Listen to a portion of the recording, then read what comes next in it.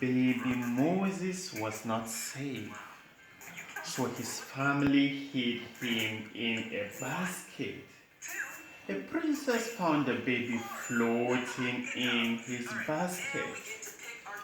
Bad men wanted to kill the baby, but God sent the princess to find baby Moses to take care of him.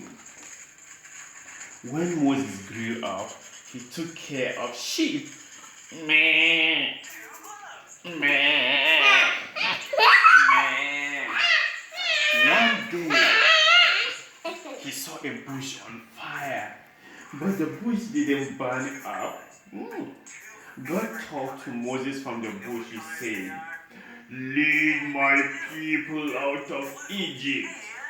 Moses didn't think he could do it, but God promised to help him. God's people had to make bricks in Egypt. Pharaoh, the king of Egypt, was very mean. He told the soldiers to whip God's people and make them work even harder. God sent Moses to tell Pharaoh to stop hurting the people. Moses asked Pharaoh to let God's people move to another country, but Pharaoh said no. God punished Pharaoh by sending frogs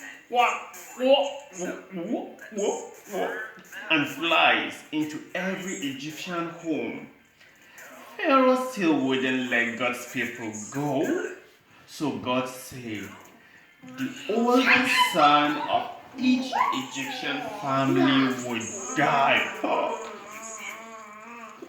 Pharaoh still wouldn't listen. That was a big loud noise. I'm coming. I'll be right back. But God kept his people safe. Everyone lived with sprinkled lamb's blood on I want the their bridge door. to be bigger. The night God did this is called the Passover. Pharaoh finally told Moses to take